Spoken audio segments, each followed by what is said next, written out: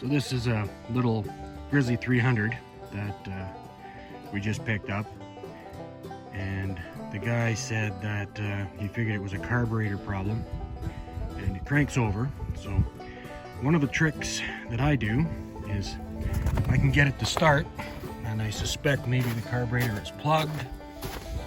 One of the jets is plugged and it kind of runs. What I'll do is I'll start it and I'll rev it up, and then I put my hand over the intake after pulling the filter off, and the vacuum will draw lots of fuel through the jets. And in this case, that's what the fuel looks like. So I think the problem may not be plug jets, it might just be really bad fuel. So I've got this running now. It'll idle, but it takes about half choke to keep it going. So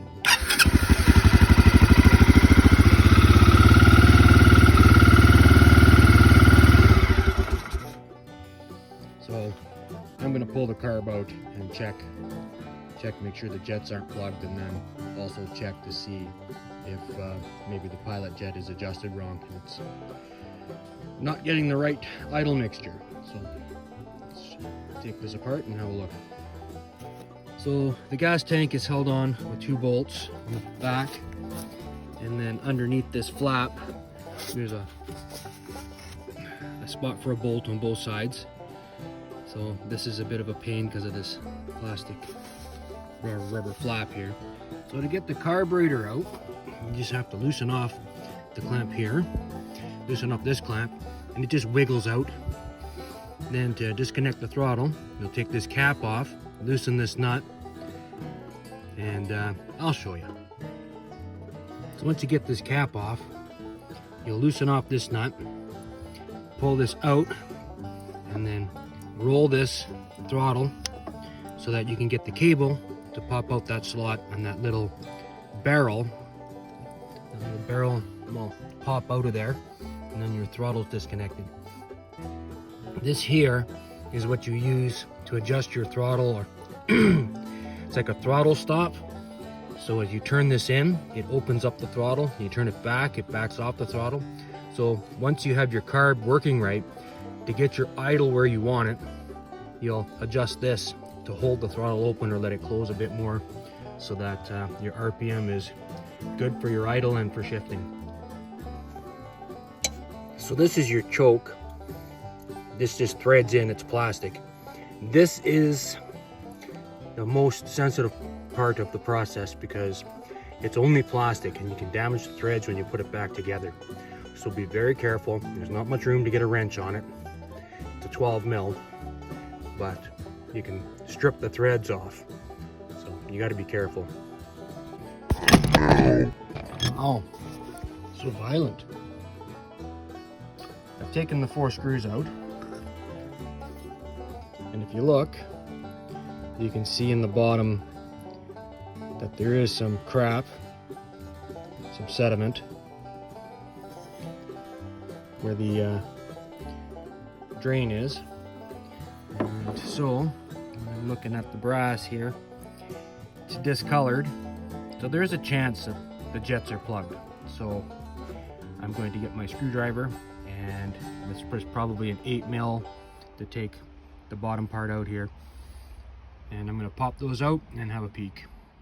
So there's 3 jets in the inside here, one here, and one way down in here. So you need a thin screwdriver to fit in that hole to get it out. Now what I do is, once I get them out, is I'll hold them up to the light, and usually they have holes in them on the side of the tube. And as you can see, this is pretty dirty, and you should be able to see right through them. And some of them you can't, because there's one on either side of the tube, and you can see this is not very clean.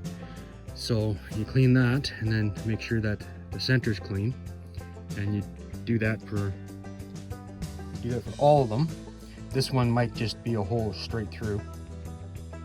Depends on the car. But once you do that, get them out, what I do is I get myself a piece of wire from a barbecue brush and I just run that through the holes and make sure the holes are clean. So you can see right through now from one side to the other. So this one should be good. So this jet, I just blasted some carb cleaner through it, but it looks pretty open and clear.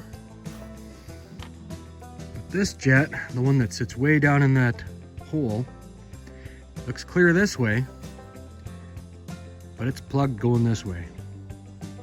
So this is probably the biggest problem with the way the quad is running. So I'll run a wire through that and some carb cleaner, and if I have to, I'll soak it. But once this is clean, I'm going to blast carb cleaner through all the ports that these came out of, and then I'm going to put it back together.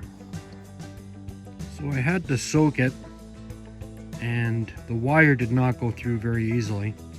You have to be careful with these tiny holes. You can break the wire off inside them. So I did get it to clear out. So now I'm going to blast the carburetor through the ports with the carb cleaner and then put it all back together. So I got the jets all back in place. This is your float, and there's a needle that goes up and down here. I'm not going to touch that. The fuel was going into the bowl okay. I just don't think it's necessary. Now, most carbs in this position here, there'll be an adjustable jet there, but it looks like they have this capped off, and I'm not gonna take that cap off unless I have to. I think I've solved the problem based on what I saw with these other jets. I've got it reinstalled. It's got a fuel filter on it. This is just a long shaft with a screw in it that fits on the petcock. So you have to take this off before you pull your gas tank, and it only goes on one way. So I've got it on reserve. It filled up with fuel. Let's turn the key. Chokes on. Chokes off.